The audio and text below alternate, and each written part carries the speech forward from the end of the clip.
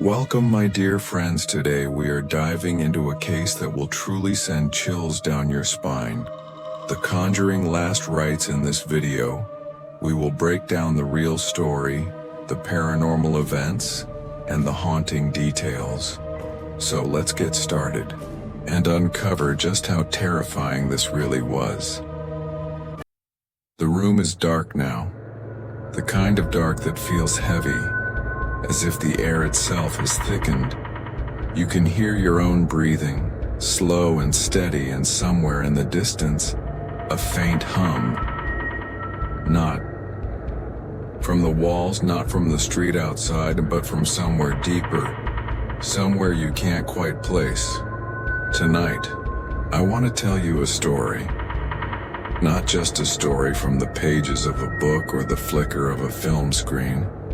This is a story that began in the quiet suburbs of Pennsylvania and lasted for 15 long years. A haunting so relentless, so invasive, that it drove an ordinary family to the edge of despair. It is known as the Smurl haunting. You may have heard whispers of it in documentaries, in horror films, in the hushed conversations of those who believe in things they cannot see. But what you've heard is only the surface. Beneath the headlines and the Hollywood retellings lies something colder, something that seeps into the cracks of a home, into the spaces between heartbeats, until it becomes part of the air you breathe. From 1974 to 1989, Jack and Janet Smurl, along with their children and Jack's parents, lived in a modest duplex in West Pittston. It was not a place that looked like it belonged in a ghost story. It was the kind of home you might pass without a second glance. White siding, a small porch, a narrow strip of grass leading to the street. But behind those walls, the ordinary began to rot. What started as faint disturbances meant a stain that would not fade, a smell that had no source, grew into something far more sinister. Shadows that moved against the light, whispers that curled into your ear when no one was near, and a presence that seemed to watch, always watch, from just beyond the corner of your vision. Tonight, I will take you there. We will walk through the rooms of that house together. We will hear the floorboards sigh under our weight, feel the cold that blooms in the air without warning, and listen to the silence that is never truly silent. And when we are done, you may find yourself wondering if the Smurls ever truly escaped. Or if, perhaps, the thing that haunted them is still out there, waiting. The Smurl family story begins in 1973, when Jack and Janet, both in their early 30s, were looking for a place to settle down. They found it in West Pittston, Pennsylvania, a quiet, working-class neighborhood where the streets were lined with modest homes and the air smelled faintly of coal dust from the region's mining past. The duplex they purchased was practical. One side for Jack's parents, John and Mary, and the other for Jack, Janet, and their growing family. From the outside, it was unremarkable. 2 stories, narrow windows, a small front yard where the grass grew unevenly. The paint was a little faded, but the bones of the house were solid. Or so they thought. The first months were uneventful. Life was busy. Jack worked long hours. Janet cared for the children, and the grandparents kept to their side of the house. But then, small things began to happen. It started with a stain. A dark, irregular patch on the living room carpet that seemed to appear overnight. Janet scrubbed it until her hands ached, but the mark only seemed to grow darker, as if the fibers themselves were holding on to something that refused to be washed away. The smell came next, faint at first, like damp earth after rain, but sharper, metallic, almost like blood. It would drift through the rooms without warning, lingering for minutes before vanishing. Then came the sounds. At night, when the house had settled into silence, there would be a faint dragging noise from the attic. Not the scurry of mice, but something heavier, slower, like furniture being moved across the floor. Jack would climb the narrow ladder to check, flashlight in hand, but the attic was always empty. The air up there was stale, thick with dust, and the beam of light would catch on motes that drifted lazily, as if time itself moved slower in that space. The grandparents began to notice things too. Mary would hear the kitchen cupboards opening in the early hours, the soft clink of plates being shifted. When she went to look, the doors would be swinging gently, as if someone had just stepped away. John, a practical man, dismissed it at first, until the day he saw the shadow. It was late afternoon, sunlight slanting through the lace curtains when he noticed movement in the hallway. A tall, thin silhouette glided past the doorway, silent and smooth, without the sound of footsteps. Thinking it was Jack, he called out, but there was no answer. When he stepped into the hall, it was empty. The air felt cooler there, as if a draft had passed through, though the windows were shut. By the end of the first year, the disturbances had become part of the household's rhythm. Lights would flicker without cause. The television would turn on by itself, the screen glowing with static. The family's dog would stand at the foot of the stairs, growling low, eyes fixed on something unseen. Janet began to feel watched. It was not a constant sensation, but it would come in waves. A prickling at the back of her neck, the sense of eyes following her as she moved from room to room. Sometimes she would turn quickly, expecting to catch one of the children playing a prank, but the hallway would be empty, the shadows stretching long and still.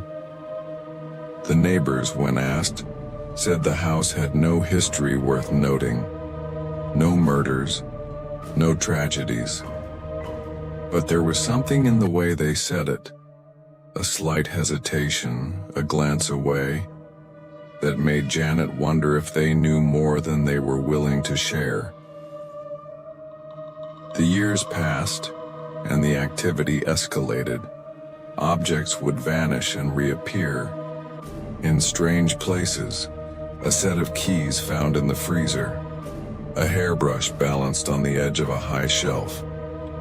The smells grew stronger, sometimes acrid, sometimes sweet and cloying like rotting fruit, and the sounds became harder to ignore. One night, as a storm rattled the windows, Janet woke to the sound of whispering. It was faint, almost like the rustle of leaves, but the cadence was unmistakably human. She lay still, straining to hear, and realized the voices were coming from the corner of the bedroom. Low, murmuring, as if two people were speaking just out of earshot. When she turned on the lamp, the voices stopped. The corner was empty. By 1978, the Smurls were no longer able to dismiss what was happening. The disturbances were daily now, and they were beginning to affect the family's health. Janet suffered from headaches and fatigue. Jack grew irritable, his sleep broken by strange noises and vivid nightmares. The children spoke of the dark man they sometimes saw in the hallway, a figure with no face, who would vanish when they blinked. And yet, they stayed. Partly because they could not afford to leave, and partly because they hoped, perhaps foolishly, for that whatever this was, it would pass. But it did not pass. It grew. The night air in West Pittston was still. No wind, no rustle of leaves, only the faint hum of a street lamp 2 houses down. Inside the Smurl duplex, the walls seemed to hold their breath. It was the kind of silence that presses against your ears, making you aware of your own heartbeat. Janet sat at the kitchen table, a mug of tea cooling in her hands. The steam had thinned to a ghostly wisp, curling upward before dissolving into the dim light. She stared at the clock on the wall. The second hand moved with a soft, deliberate tick. Tick. Tick. And then, without warning, it stopped. The hand froze mid-step, as if time itself had been caught in a snare. From the far end of the house came a sound, faint, deliberate, a single slow scrape, like wood dragging against wood. She rose, the chair legs whispering against the linoleum, and stepped into the hallway. The air there was different, cooler, heavier, carrying a faint scent of burnt fabric. She followed the sound toward the living room, but when she reached the doorway, the room was still. The furniture sat in its usual places, shadows stretching long across the carpet. And yet, the air felt as though someone had just stepped out. Upstairs, Jack was lying in bed, staring at the ceiling. The plaster above him was uneven, faint ridges catching the glow from the streetlight outside. He was almost asleep when he felt it, a subtle shift in the mattress, as though someone had sat down at the edge. He turned his head, expecting to see Janet. But the space beside him was empty. The indentation remained for a moment, then slowly lifted, the mattress rising as if an unseen weight had been removed. A whisper brushed his ear. Not words, not exactly. More like the sound of breath passing through clenched teeth. He sat up sharply, scanning the room.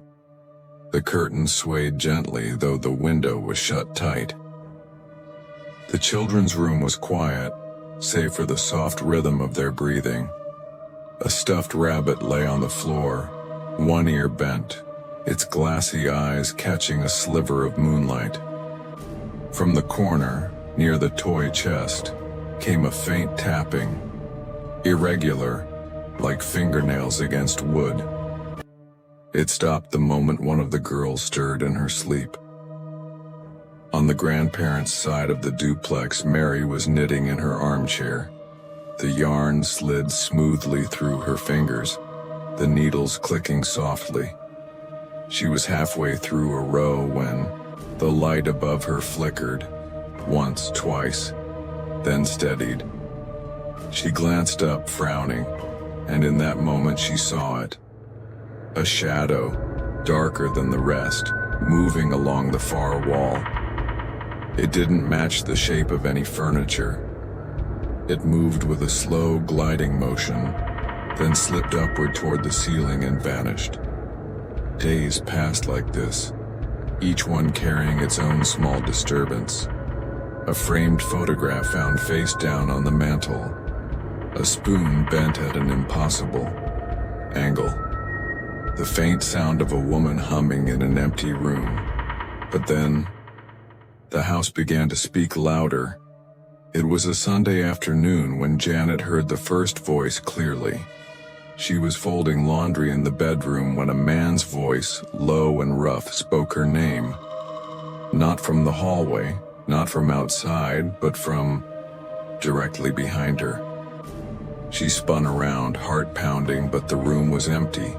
The air smelled faintly of damp stone, like the inside of a cellar. One evening, as rain pattered against the windows, Jack was in the basement checking the fuse box. The bulb overhead cast a weak yellow light, barely reaching the far corners. He heard footsteps above him, slow, deliberate, crossing the kitchen floor. But when he came upstairs, the kitchen was empty, the linoleum dry despite the rain. The footsteps, however, continued, now coming from the ceiling above him. The dog began to change. Once playful, it now spent hours staring at the same spot in the hallway, ears flat, a low growl rumbling in its throat. Sometimes it would back away, tail tucked, as if something invisible was advancing toward it. The nights grew heavier. Sleep came in fragments broken by sudden noises, a door slamming upstairs, the sound of water running in the bathroom when no one was there. Janet began to dream of the house itself, long, endless hallways that twisted in ways the real floor plan never could. In the dreams, she would hear her children calling for her, their voices echoing from somewhere far away, but she could never reach them. One night, she woke to find the bedroom door slowly swinging open. The hinges made no sound, but the movement was deliberate, steady. In the gap between door and frame, the darkness seemed thicker than the rest of the room. She could feel it, a presence, patient and unblinking. The grandparents began to hear it too, the low rhythmic thud of something heavy moving in the attic. John went up one afternoon, flashlight in hand, and found nothing but dust and insulation. But as he turned to leave, the beam of light caught something on the far wall. A faint handprint larger than any human's pressed into the wood as if it had been burned there. The family tried to ignore it, to live around it. But the house had learned their patterns. It knew when they were alone, when they were tired, when they were most vulnerable. And it began to press harder. The winter of 1983 settled over West Pittston like a heavy quilt. Snow muffled the streets, and the world outside the Smurl home seemed hushed, almost peaceful. But inside, the quiet was deceptive, a stillness that felt like the pause before a breath is released. One evening, Janet was in the laundry room, the hum of the dryer filling the small space. She bent to pull out a warm bundle of clothes when she noticed something strange. The scent of the fabric had changed. Moments ago, it had been the clean, soapy smell of detergent. Now it was sharp, acrid, like burnt hair. She dropped the clothes back into the drum, her hands tingling as though she'd touched something faintly electric. The dryer door swung shut on its own, the latch clicking softly. Jack had begun keeping a small notebook on the nightstand, jotting down each incident. He wrote in it late at night, the pen scratching across the paper in the dim light of a single lamp. One entry read, 2:14 a.m. Woke to sound of breathing. Not mine, not Janet's. Slow, deep, like someone asleep at the foot of the bed. He didn't tell her about that one. The children's laughter, once bright and constant, had grown quieter. They played closer to the adults now, reluctant to be alone in any room. One afternoon, their youngest came running into the kitchen, eyes wide, clutching a crayon. She said she'd been drawing in her room when the man without a mouth leaned over her shoulder. Her picture, an crude figure in black with a blank oval where the face should be, was left on the table. Mary began to hear music. Not from the radio, not from the television, but faint, tinny notes drifting through the walls. It sounded like an old music box, the kind with a winding key, playing a slow, mournful tune. When she pressed her ear to the wall, the melody stopped, replaced by a faint scratching sound as if something inside the plaster was trying to get out. One night, during a power outage, the family gathered in the living room with candles. The flames flickered gently, casting soft halos of light. They were speaking quietly when one candle, the one nearest the hallway went out. Not with a wisp of smoke, but with a sudden, forceful puff, as though someone had leaned close and blown it out. The air in the hallway seemed to ripple, and for a moment the shadows there appeared to shift, forming the outline of a tall figure before melting back into the dark. The attic became a place no one wanted to enter. Even in daylight, the air up there felt wrong, too still, too warm, as if it were holding its breath. Jack went up once to retrieve a box of winter coats and found the box open, the coats neatly folded on the floor in a perfect circle. In E, the center of the circle was a single dead bird, its wings spread wide, eyes gone. The dog's behavior worsened. It began refusing to enter certain rooms, planting its paws and whining until it was dragged away. One night, it stood at the base of the stairs, barking furiously at the landing above. The family saw nothing, but the sound of slow, deliberate footsteps descending toward them made the hair on their arms rise. By 1985, the house no longer felt like a home. It felt like a stage, and they were actors in a play they hadn't agreed to perform. The disturbances grew bolder, a cupboard door slamming hard enough to rattle the dishes, a mirror cracking down the center without a sound. Janet began waking with bruises she couldn't explain, small and round as if made by fingertips. One evening, as dusk bled into night, Jack was in the kitchen washing dishes. The window above the sink reflected the dim interior, his own face, the counter behind him. But then in the reflection something moved, a pale hand, long-fingered, resting on his shoulder. He spun around, heart pounding, but the kitchen was empty. When he looked back at the window, the reflection showed only him, and the faint outline of that hand still lingering on his shirt.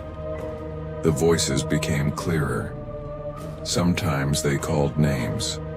Sometimes they laughed. A dry, humorless sound that seemed to come from the walls themselves. Once Janet heard her own voice calling from upstairs, though she was standing in the kitchen. The sound was perfect, down to the inflection, but it carried a coldness that made her skin crawl. The Smurls began to realize they were not dealing with a simple haunting. This was not a lost soul, not a harmless echo of the past. Whatever shared their home was intelligent. It was patient, and it was learning. When you spend enough time inside a haunting, you begin to notice patterns. Not just in the events themselves, but in the way they unfold, the rhythm of fear, the escalation of intrusion, the way the unseen seems to learn you. The Smurl case is no exception. From 1974 to 1989, The disturbances followed a trajectory familiar to seasoned investigators. Subtle beginnings, gradual escalation, direct confrontation, psychological erosion. But what makes this case stand out is its persistence. 15 years of activity, with no clear resolution. The spiritual theory. In the realm of spiritual belief, the Smurl haunting fits the profile of what demonologists call an oppressive haunting. Unlike residual hauntings, which are more like recordings of past events, oppressive hauntings are thought to involve an intelligent, malevolent entity. Such entities, according to this view, do not simply appear, they infiltrate. They begin with small disturbances, misplaced objects, faint sounds, to test the boundaries of the household. Once they sense fear, they feed on it. In the Smurl home, the early signs, stains, smells, faint noises, could be seen as the probing phase. The entity was learning the family's routines, gauging their reactions. When it realized the family was unsettled but unable to leave, it escalated. The voices, the physical sensations, the manipulation of animals, all classic markers of an intelligence seeking dominance. Some spiritual researchers point to the mimicry in this case. The voice that sounded exactly like Janet calling from upstairs as a particularly dangerous sign. Mimicry, they say, is a way for an entity to blur the lines between reality and illusion, to make the victim doubt their own senses. Once that doubt takes root, the entity's influence deepens. The psychological theory skeptics, of course, offer another explanation. They suggest that the Smurls were under extreme stress, financial strain, the pressures of raising children, the demands of caring for elderly parents. In such an environment, small disturbances can be magnified by anxiety. A creak in the floor becomes footsteps. A draft becomes a cold presence. Over time, the mind begins to anticipate these events, creating a feedback loop of expectation and fear. There's also the phenomenon of shared delusion, or folie à plusieurs, where a belief or perception is transmitted from one person to another until it becomes a shared reality. In a close-knit household, especially one under stress, it's possible for multiple people to reinforce each other's experiences, even unintentionally. But this theory struggles to explain certain elements. The physical damage to objects, the dog's behavior, the mimicry of voices. While the mind is powerful, it cannot bend metal spoons or leave handprints in wood. The paranormal investigator's view: as a researcher, you look for patterns across cases. The Smurl haunting shares traits with other long-term cases: the Enfield poltergeist in England, the Bell Witch in Tennessee. In each, there is a blend of physical disturbances, psychological manipulation, and environmental anomalies. One detail that stands out in the Smurl case is the timing of events. Many incidents occurred during transitional moments: dusk, early, morning, during storms, or in the quiet hours after midnight. These are times when the human mind is naturally more suggestible, when the boundaries between waking and dreaming are thinner. But there are also times when environmental conditions, changes in air pressure, shifts in temperature, can create subtle physical effects in a building. Still, the sheer variety of phenomena in the Smurl home, from smells to voices to physical contact, suggests either an incredibly elaborate hoax, for which there is no evidence, or a haunting that defies easy categorization. The energy imprint. Hypothesis: some researchers propose that certain locations can hold on to emotional energy, especially if that energy is intense or prolonged. This is sometimes called the stone tape theory. The idea that buildings or land can record events and replay them under certain conditions. If the Smurl home was built on or near a site of past trauma, it's possible that the family was experiencing a kind of environmental reproduction. But again, this theory usually applies to residual hauntings, repeating loops with no interaction. The Smurl case involved interaction, adaptation, and escalation, which points to something more active. The unanswered questions.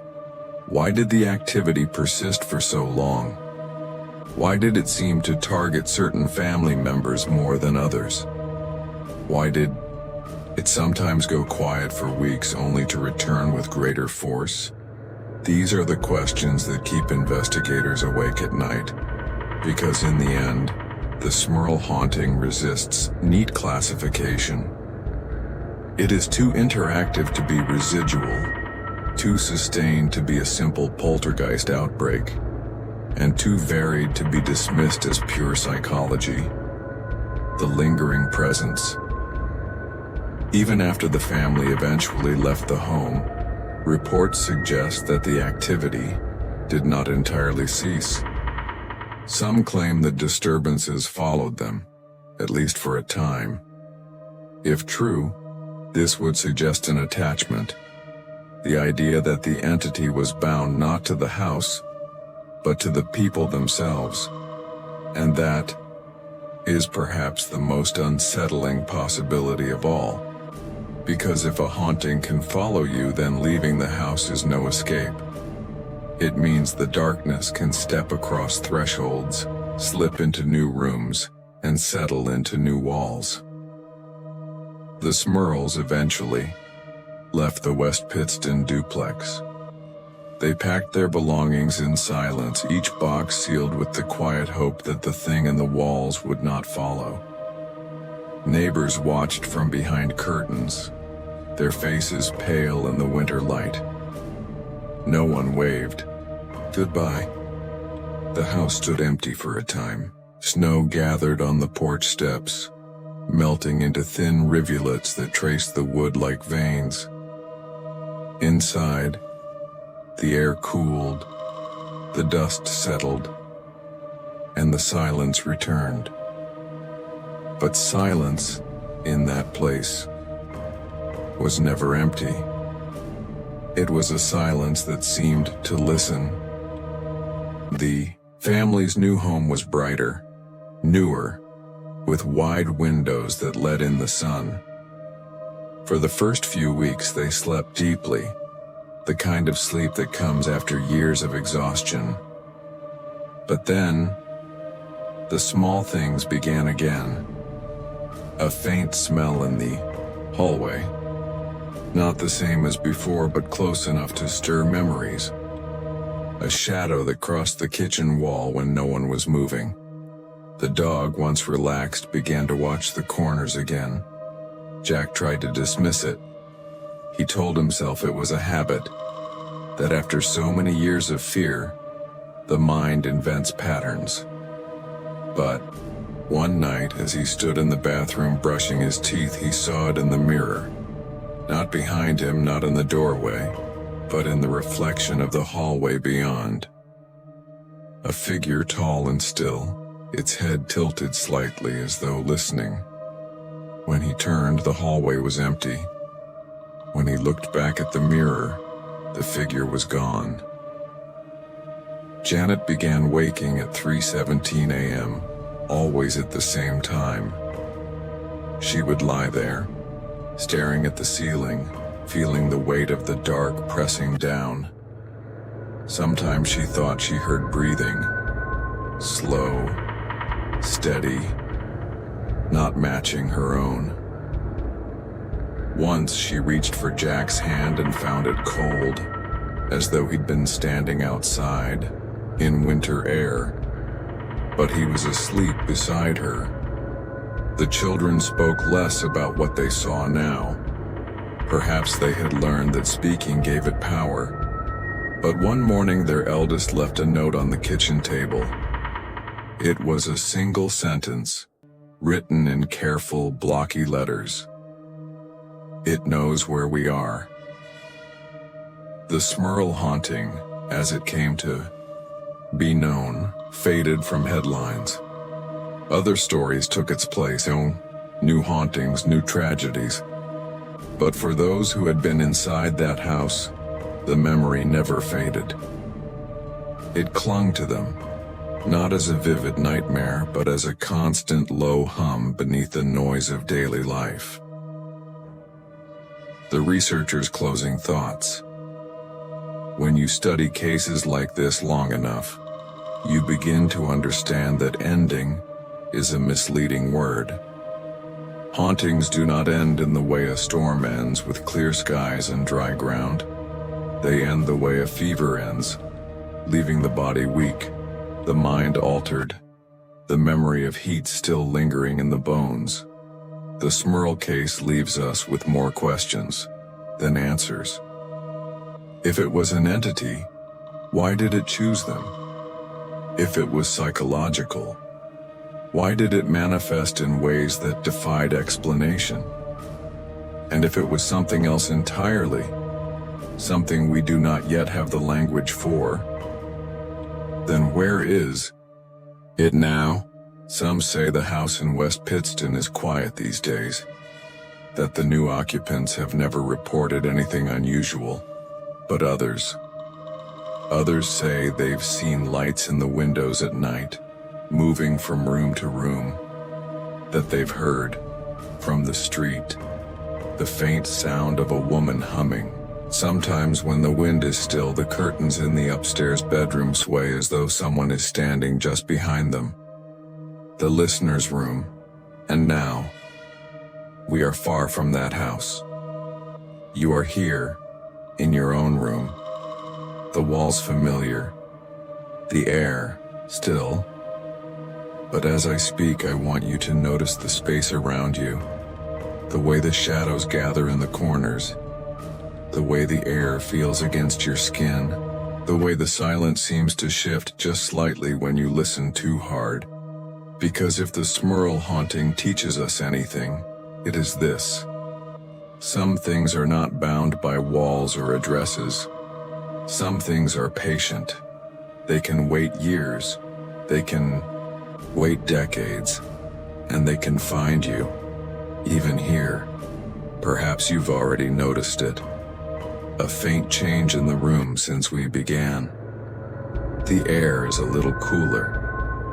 The sense that something is just beyond your line of sight. Maybe you've shifted in your seat without realizing it, or glanced toward the doorway. That's how it starts. Not with a scream, not with a crash, but with a small, quiet adjustment of the world around you. The Smurls may have left their house, but the story did not leave them. And now you've heard it too. You've walked their halls, stood in their rooms, felt the weight of their nights. Stories like hauntings have a way of attaching themselves to those who carry them. They settle in the mind, in the spaces between thoughts, and wait. So tonight, when you turn off the light, listen. Not for the obvious sounds, not for footsteps or voices. Listen for the small things, the faint shift of air, the almost sound of breath that isn't yours, the feeling that the dark is not empty. And if you wake in the early hours at a time you don't usually wake and find yourself staring into the shadows, remember the Smurls. Remember that some doors once opened are never truly closed. And remember that silence is not always silence.